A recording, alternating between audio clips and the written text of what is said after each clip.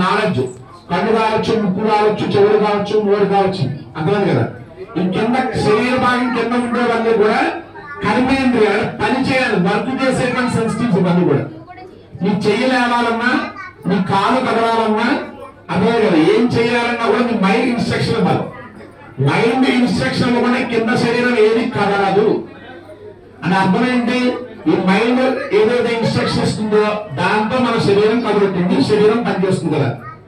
శరీరం దీన్ని సహకరిస్తుందా లేదా కదా. నువ్వు పంచ జ్ఞానేంద్రియాలైతే అవి కింద కర్మేంద్రియాలు, లేదు ఆ కర్మేంద్రియాలైతే జ్ఞానేంద్రియాలు. అంటే ఈ రెండు ఎలా అయితే కలిసి శరీరాన్ని నడిపిస్తున్నాయో, భార్యాభర్త కూడా లైఫ్ అనేటువంటి సంసారం అనేటువంటి దాన్ని ఇద్దరు కలిపి నడపాలనుకో.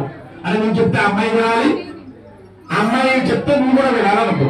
అదే కదా, మైండ్ అండ్ బాడీ రిలేషన్ ఎలా ఉందో మీ ఇద్దరు రిలేషన్షిప్ అలా ఉండాలని చెప్పడానికి కంటానికి కట్టడం.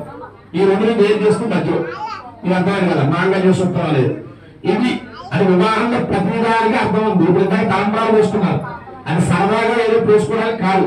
చాలా మంది తెలియదు. 4 సార్లు మంత్రంతో పోలిస్తారు. ఎందుకు పోలిస్తారో, ఒకసారి పోసేటప్పుడు శివోనే కామసమృద్ధత.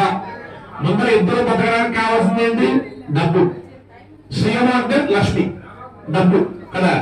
మొట్టమొదటి మనకు కావాల్సింది ఏంటి? మీ ఇద్దరు ముందు బతకడానికి, ఇద్దరు ఈ సంసార జీవితం ముందుకు సాగడానికి కావాల్సిన డబ్బు కావాలి అని చెప్పడానికి ఇద్దరు ముందు శ్రీయోమే కామసమృద్ధత, మనకు ఐశ్వర్యం వృద్ధి చెందాలి అని. రెండోది సంతానం కావాలి కదా.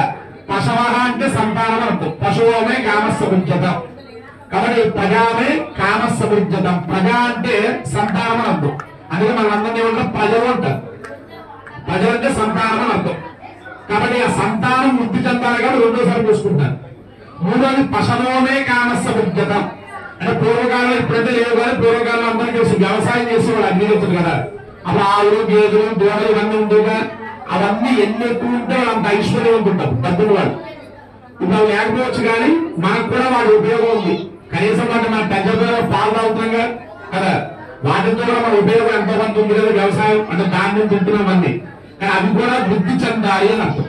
అంటే మనం పెంచినా పెంచకపోయినా రైతులందరూ ఆ పశుపాది వాటితో అభివృద్ధి అంటే మనం కూడా బాగుంటామని చెప్పడం. ఇది మూడోది. నాలుగోది ఆయుష్. అంటే మీ ఇద్దరు ఆయుష్ బాగుండాలి, ఆరోగ్యంగా ఉండాలి. దీన్ని 4 పోసుకోవడం. మిగతా ఎన్నిసార్లు చూసినా సభా గురించి పోసుకోవడం. అదే తరంబరాల్లో ఉన్న విశేషం కూడా అదే మాట ఇందాక.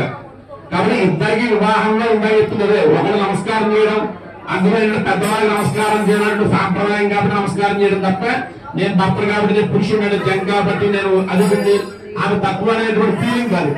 అర్థమైందా? అది